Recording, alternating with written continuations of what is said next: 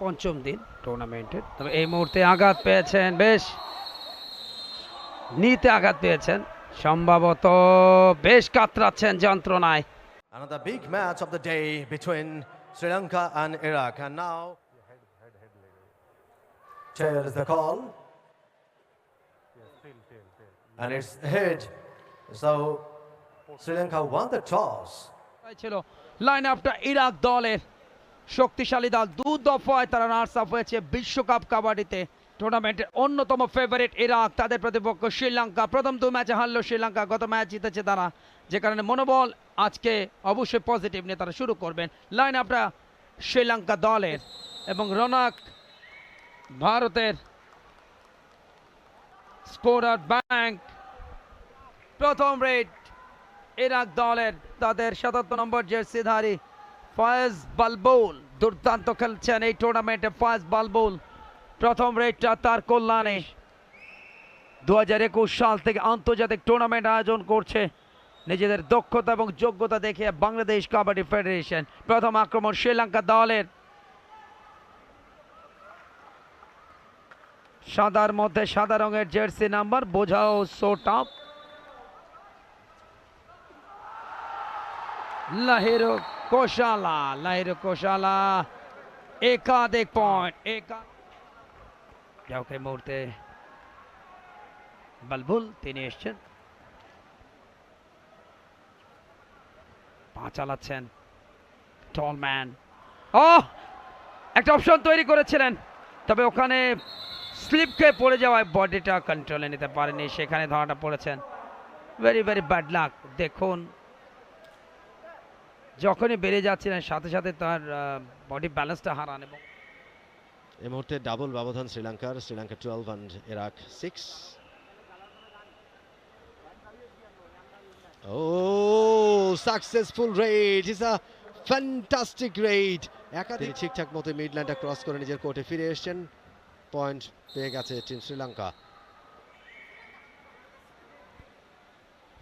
অবশ্য একটা পয়েন্ট দেওয়া হয়েছে, সম্ভবত পুরোপুরি বোনাস ল্যান্ডটা ক্রস করতে পারেননি শ্রীলঙ্কান রেইডার। এই মুহূর্তে ইরাকের raider Tolkani, Ali Imad Khammad Tolkani is the raider. Right corner, quick move on cover. আবার খেলা শুরু হয়ে গেছে।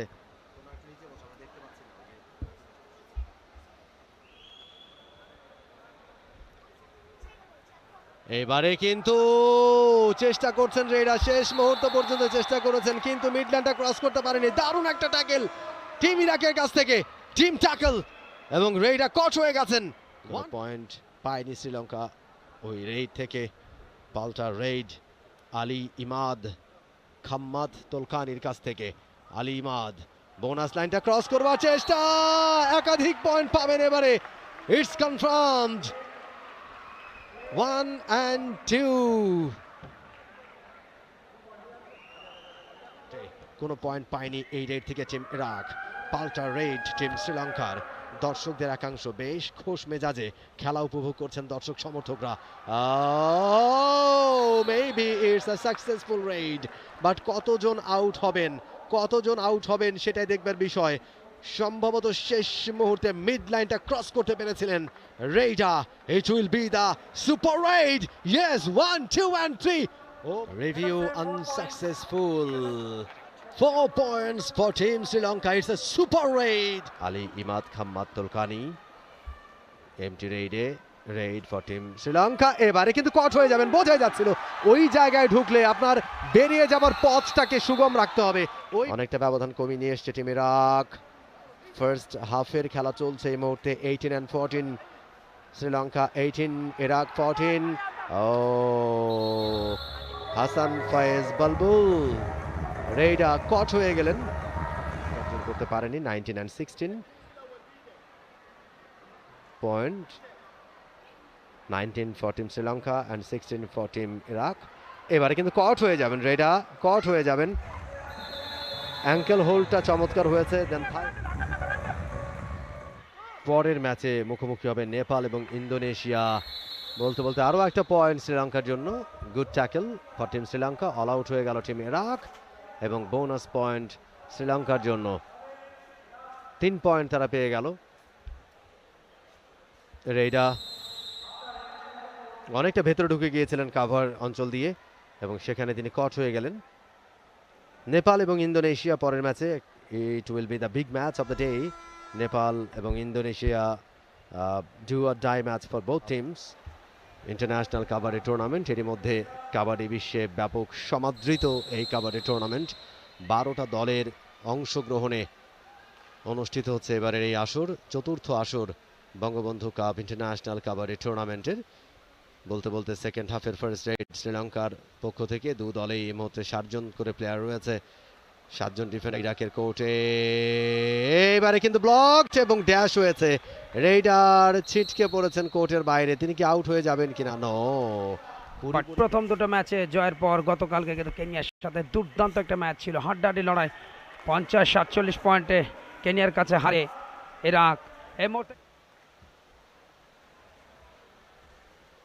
প্রশংসনীয় উদ্যোগ বাংলাদেশ কাবাডি ফেডারেশনের।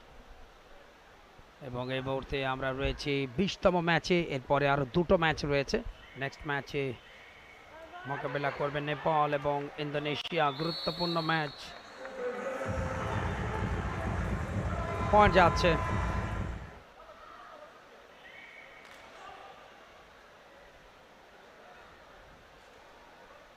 বত্রিশ 19, 13 পয়েন্টের লিড। এর মধ্যে শ্রীলঙ্কা দলের আক্রমণ, রেইডার তার ক্ষিপ্র গতি, টলম্যান পা চালাচ্ছেন ঘন ঘন, সুপার 8 পয়েন্ট নিতে পারে কিনা?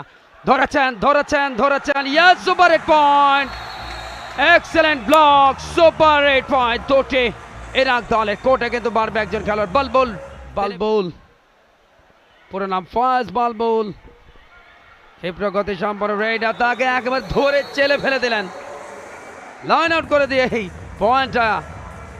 এটাও কিন্তু একটা টেকনিক্যাল বিষয় এবং লাইন যখন তাকে ধাক্কাতে ফেলেই দিলেন, সেখানেই কিন্তু আঘাতটা পেয়েছেন সম্ভবত কপালে। আমরা একটু দেখে নিতে চাই। এবং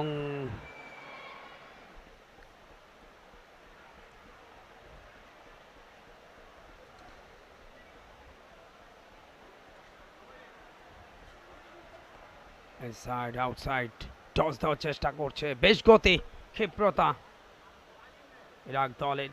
ইয়াসিন খোদায়ের প্রায় বেরিয়ে পড়েছিলেন মিড লাইন ক্রসের জন্য।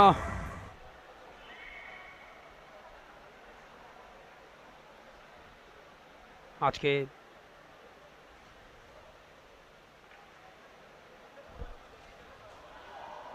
পঞ্চম দিন টুর্নামেন্টের, তবে এই মুহূর্তে আঘাত পেয়েছেন, বেশ নিতে আঘাত পেয়েছেন, সম্ভবত বেশ কাতরাচ্ছেন যন্ত্রণায়। বড় ধরনের ইনজুরিরও কিন্তু সম্ভাবনা থাকে খেলোয়াড়ে। আমরা একটু দেখে নিতে চাই কিভাবে ঘটনাটা ঘটলো।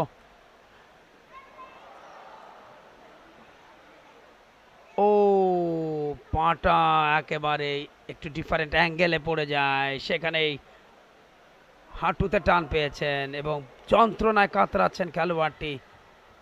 কোনো খেলোয়াড়ের সাথে অবশ্য সংঘর্ষ হয়নি, বাট ড্রিবলিং করতে গিয়েই সেখানে হাঁটুর যে কাফ, সেখানে তিনি টানটা পেয়েছেন, যন্ত্রণায় কাতরাচ্ছেন। নাম্বার 5 মুনতাদি, আরও একটা পয়েন্ট গেল তাদের ঘরে। এবং সেই সাথে রেফারির লম্বা একটা বাঁশি, যার অর্থ খেলা কিন্তু শেষ হলো এবং শ্রীলঙ্কা 50-32 পয়েন্টের ব্যবধানে ইরাককে হারিয়ে দ্বিতীয় জয় তুলে নিল। অর্থাৎ এই ম্যাচের বিজয় শ্রীলঙ্কা, টানা দ্বিতীয় জয়। প্রথম 2 ম্যাচে হারের পর তৃতীয় এবং চতুর্থ ম্যাচ জিতে তারা কিন্তু পয়েন্ট টেবিলে নিজেদের অবস্থান মজবুত করছে। শেষ মুহূর্তের আনুষ্ঠানিকতা উভয় দলের খেলোয়াড়দের মধ্যে। Full time score line Sri Lanka 51, Iraq 32, অর্থাৎ 51-32 পয়েন্টের ব্যবধানে ম্যাচ জিতল Sri Lanka. For more updates, subscribe to our YouTube channel and click on the bell icon. Follow us on Facebook and Instagram. Download T-Sports app to enjoy exciting games and highlights. Visit tsports.com.